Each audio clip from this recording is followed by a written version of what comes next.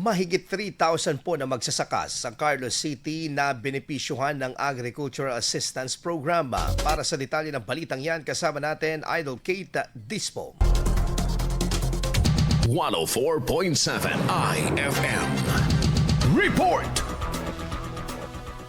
Matagumpay na naisagawa ang pamamahagi ng mga production inputs at facility support sa mga miyembro ng Farmers Association mula sa iba't ibang barangay sa San Carlos City sa ilalim ng programang pang-agrikultura ng lokal na pamahalaan. May kabuuang 1,000 magsasaka ang pinagkalooban ng battery-operated knapsack sprayers upang mapahusay ang kanilang mga gawaing pansakahan at mabawasan ang pag-aaksaya ng mga kemikal na ginagamit sa kanilang mga pananim. Samantala, humigit kumulang 3,000 benepisyaryo naman ang tumanggap ng assorted vegetable seeds at foliar fertilizer bilang dagdag suporta sa pagpapataas ng produksyon ng kanilang mga pananim. Bahagi ang programa sa layunin makatulong upang mapataas ang ani ng mga magsasaka, maisulong ang mas epesyenteng paggamit ng mga agricultural inputs at mapangalagaan ang kalusugan at kapakanan ng mga nagtatrabaho sa sektor ng agrikultura. Kasama mo mula rito sa IFM Dagupan, ako po si Idol Kate Dispo. Tatak, IFM!